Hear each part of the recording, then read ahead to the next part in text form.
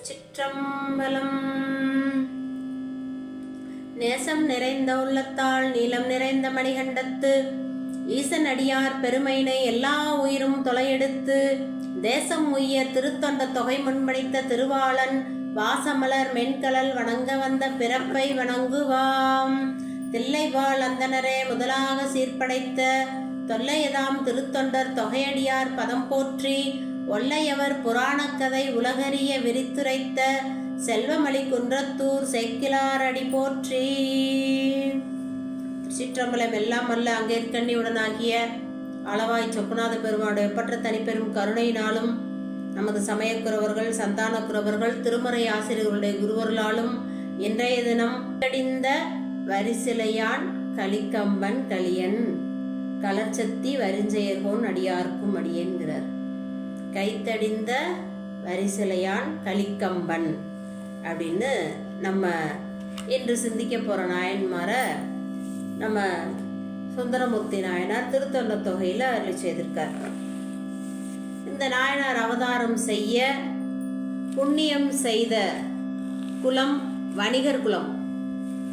வணிகர் குலம் நமக்கு அமர்நீதி நாயனார், கரைக்கால் அம்மையார், இயற்பகை நாயனார், கலிக்கம்பர்னு பல நாயன்மார்களை நமக்கு கொடுத்தது வணிகர் குலம். இந்த வகையில் நம்ம கலிக்கம்ப நாயனார் வணிகர் குலத்திலே அவதாரம் செய்தவர். அவர் அவதாரம் செய்த தலம் அற்புதமான ஒரு திருத்தலம், மிக சிறப்பு வாய்ந்த திருத்தலம், திருப்பெண்ணாகடம் என்று சொல்லக்கூடிய திருத்தலம். அந்த திருத்தலத்தை பார்த்தீங்கன்னா நம்ம மெய்கண்டார் அவதாரம் செய்த திருத்தலம், கலிக்கம்ப நாயனார் அவதாரம் செய்த திருத்தலம், திருநாவுக்கரச நாயனாருக்கு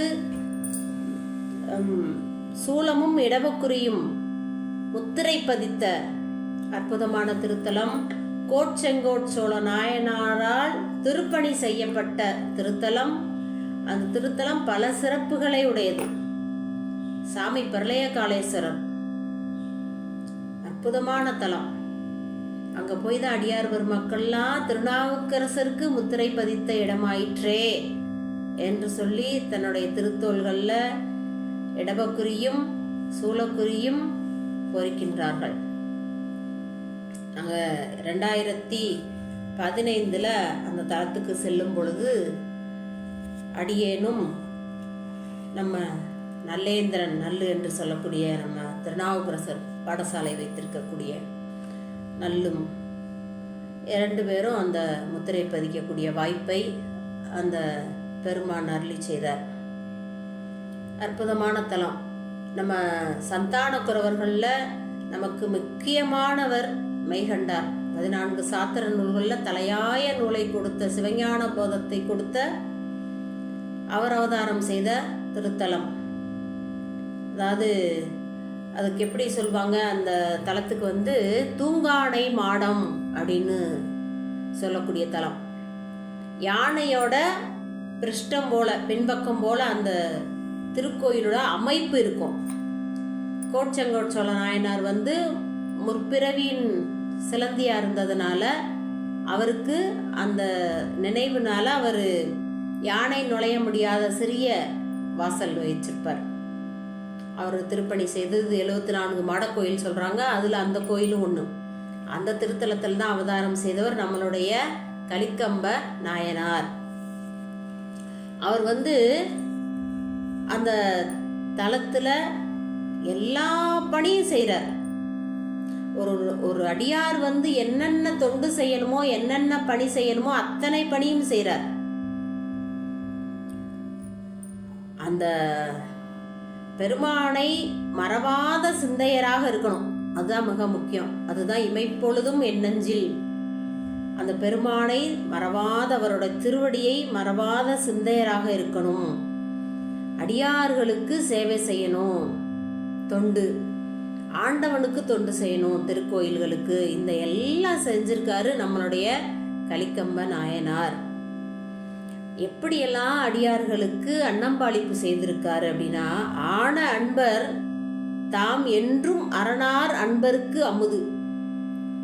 அன்பர்களுக்கு, அரணாருடைய அன்பர்களுக்கு மேன்மை விளக்கு போனகமும் விரும்பு கறி நெய் தயிர் தீம்பால் தேனின் இனிய கனிக்கட்டி திருந்த அமுது செய்வித்தே ஏனை நிதியம் வேண்டுவன எல்லாம் இன்பமுற அளிப்பார்.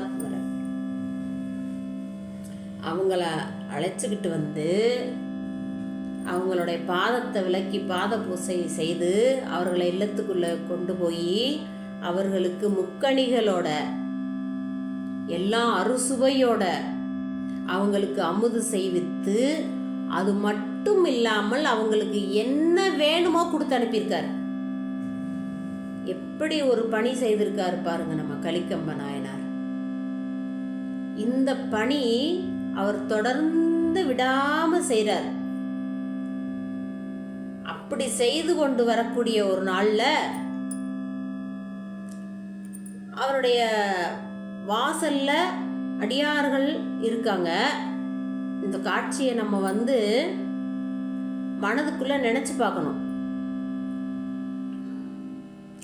அடியார்கள் இருக்காங்க, இந்த அம்மையார் இருக்காங்க, கலிக்கம்ப நாயனாருடைய மனைவி அருகாமையில் இருக்காங்க. அவங்க என்ன பண்றாங்க அப்படின்னா, கையில ஒரு கலசத்துல கரகநீர்னா ஒரு கலசத்துல நீர், புனித நீர், அந்த நீரை வைத்து வரக்கூடிய அடியார்களுடைய பாதத்துல அந்த நீரை விட்டு விளக்குறாங்க, பாதத்தை கழுவுறாங்க.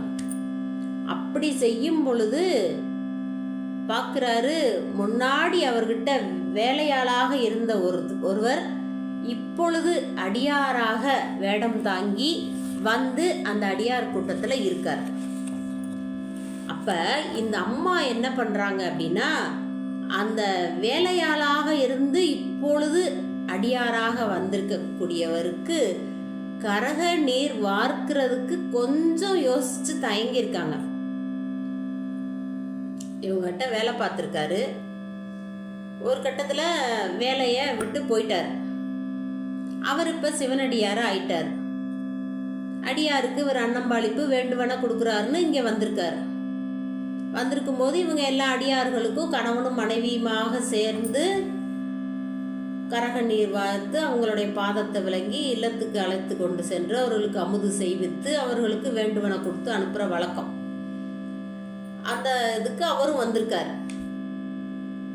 இப்ப அவருக்கு இந்த அம்மையார் கரக நீர் வார்க்கிறதுக்கு கொஞ்சம் தாமதிக்கிறாங்க. இத நம்ம கலிக்கம்ப நாயனார் பார்க்கிறார். பார்த்த உடனே அவர் என்ன செய்தார் தெரியுமா? இந்த அடியாருக்கு கரக நீர் வார்க்கிறதுக்கு காலதாமதம் பண்ண தன்னோட மனைவிய கரக நீரை அந்த கலசத்தை வாங்கி கொண்டு கையில் வாளை எடுத்து 2 கைகளையும் துண்டிச்சிடுறார். 2 கைகளையும் அம்மையாருடைய 2 கைகளையும் துண்டிச்சிடுறார். துண்டிச்சுட்டு என்ன பண்றாருன்னா, எதுவுமே நடக்காதது போல திரும்ப அடியார்களுக்கு பாத பூஜை பண்ண போயிட்டார். பாதத்தை விளக்க கரக நீர் அவரே எடுத்து அவரே விட்டு அவரே தன்னோட இல்லத்துக்கு அடியார்கள் அழைத்து சென்று அமுது செய்வித்து பணியை செய்ய ஆரம்பிச்சார். இதை பற்றி அவர் சிந்தனையே வரல. இப்ப இந்த வரலாறை நம்ம நினைக்கிறோம், பேசுறோம், சொல்றோம். இப்ப கேட்பாங்க நிறைய பேர், புதிதாக இந்த கதையை கேட்கக்கூடியவங்க இருப்பாங்க, வரலாறு கேட்கக்கூடியவங்க. ஏம்மா என்னம்மா நீங்க பேசுறீங்க? ஒரு பாதத்தை கழுவுறதுக்கு ஒரு நீர் விடலைங்கிறதுக்காக தன்னோட மனைவிய 2 கைகளையும் துண்டிச்சிருக்காரே ஒரு நாயனார்.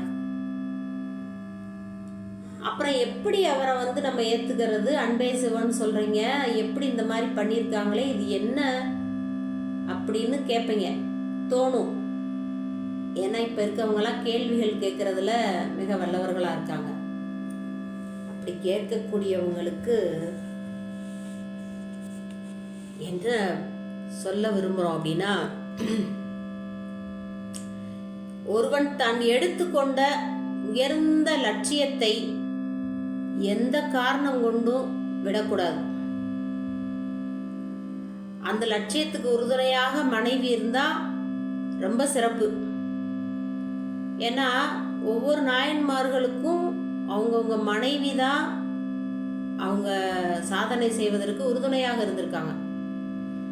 திருநீலகண்ட குயவனாரா இருக்கட்டும், இயற்பகை நாயனார் இருக்கட்டும், இளையான்குடி மார் நாயனார் இருக்கட்டும், சிறுத்தொண்டரா இருக்கட்டும், கலிய நாயனார், இந்த மாதிரி ஒவ்வொரு நாயன்மார்களுக்கு பின்புலமாக இருந்து அவர்களை சாதனை செய்வதற்கு இருந்தவங்கெல்லாம் நம்ம நாயன்மார்களுடைய மனைவிமார்கள் தான். அந்த வகையில இந்த அம்மையாரும் அவருக்கு உறுதுணையாக தான் இருந்தாங்க. அவங்க கரகநீர் வார்க்கிறதுக்கு ஒரு நிமிடம் யோசித்ததற்காக நம்மளுடைய நாயனார் அவங்களுடைய கரத்தை துண்டித்தார். 2 கரங்களை துண்டிச்சிட்டார். இப்ப இதை நம்ம எப்படி எடுத்துக்கிறது அப்படின்னா, ஒரு அடியாராக வேடம் தாங்கி வரக்கூடியவரை நாம் சிவமாக பாவிக்க வேண்டும்னு நம்ம பெரிய புராணம் சொல்லுது. திருநீரும் ருத்ராக்கமும் தாங்கி வேடம் தாங்கி வரக்கூடிய அடியாரை சிவமாக பாவிக்கணும். அதனாலதான் நம்ம பாத பூசை பண்ணி வீட்டுக்குள்ள அழைக்கிறோம். நேற்று தான் பார்த்தோம், அப்பூதியடிகள் எப்படியெல்லாம் அவருடைய பாதத்தை விலக்கி தன்னோட மனைவி மேல மகள்கள் மேல தெளித்து இல்லத்துக்கெல்லாம் தெளித்து உள்ளும் பூரித்தார் அப்படின்னு நம்ம பார்த்தோம். அப்படி அடியார்களை ஆண்டவனாக பாவிக்கக்கூடிய, ஏன்னா நடமாடும் கோயில் அவங்க அடியார்கள். இறைவனை எந்த நேரமும் இமைப்பொழுதும் தன்னுடைய இருதயத்துல சிந்திக்காம இருக்க மாட்டாங்க. இருதயத்தானத்துல பெருமானை எப்பொழுதுமே வைத்து கொண்டிருக்கக்கூடியவர்கள். அதனாலதான் அடியார் வழிபாடு மிக சிறப்பு. அதனாலதான் ஆண்டவனுக்கு செய்யக்கூடிய பூசை மகேஸ்வர பூசை, அடியார்களுக்கு செய்யக்கூடிய மாகேஸ்வர பூசைன்னு ஒரு மாற்று அதிகமாக போட்டாங்க, ஒரு மாத்திரை. அப்பேற்பட்ட அந்த அவர் வரும்போது இந்த அம்மையார் என்ன நினைக்கிறாங்கன்னா, நம்ம கிட்ட வேலை செய்தவர் வேலையை விட்டு நின்றுட்டு திருப்பி இப்ப அடியாரா வந்திருக்காரு, இவருக்கு எப்படி நம்ம கரக நீர் வார்க்கிறதுன்னு ஒரு நிமிடம் சிந்தித்தாங்க. அந்த சிந்தனை தவறுன்னு நம்ம நாயன்மார் நமக்கெல்லாம் உணர்த்துவதற்காக தான் அந்த காரியத்தை செய்யறார். நாயன்மார்கள் வரலாறுகள்லாம் நமக்கு ஒரு பாடம். ஒரு அடியார் வர்றாருன்னா அவருடைய ஆதி என்ன அந்தம் என்ன, அவர் முன்ன என்ன செய்தாரு அதெல்லாம் நம்ம பார்க்க வேண்டியது இல்லை அப்படின்னு நம்ம கலிக்கம்ப நாயனாருடைய வரலாறு நமக்கு சொல்லுது. அடியாரா வர்றாரா ஏற்றுக்கொள்ளுங்கள், அதுதான். அதை அந்த அம்மையார் ஏற்றுக்கொள்ளலைன்னு அவங்களுக்கு உடனே தண்டனை கொடுத்துட்டார். இப்ப இப்படியெல்லாம் தண்டிக்கிறாங்களே, இது என்ன அப்படின்னா, இந்த தண்டனை உடனே கொடுக்கறதுனால அவங்களோட வினை உடனே கழியுது.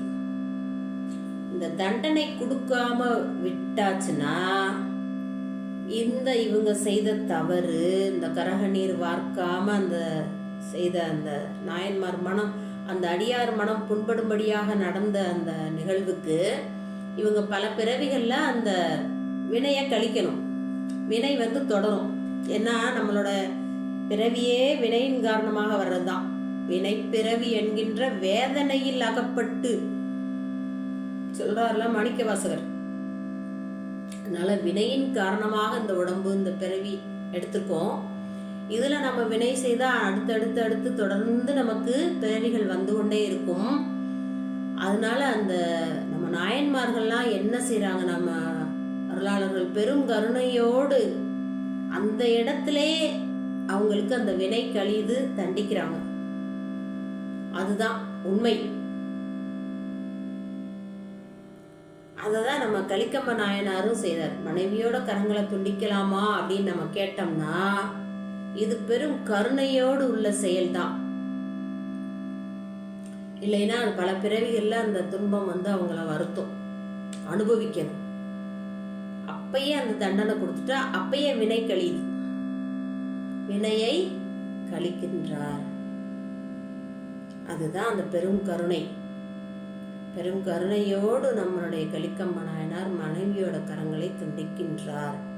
உறுதிப்பாடு, வைராக்கியம், அந்த வைராக்கியம்தான் பக்திக்கு மிக முக்கியம். பக்தியில் வைராக்கியம் இல்லாத பக்தி நமக்கு சிறப்பாகாது. வைராக்கியத்தோட இருக்கக்கூடிய பக்தி தான் சிறப்படையும். அந்த வகையில நம்ம நாயன்மார்கள் எல்லாம் மிக சிறந்தவர்கள்.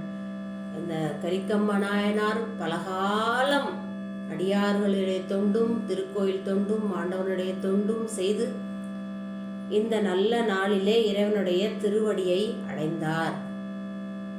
அவருடைய அருள் வரலாற்றை நாம் சிந்திப்பதற்கு துணை செய்த குருவர்களுக்கும் திருவர்களுக்கும் அடியார் பெருமக்களுக்கும் நன்றியையும் வணக்கத்தையும் கூறி நிறைவு செய்கின்றேன். திருச்சிற்றம்பலம்.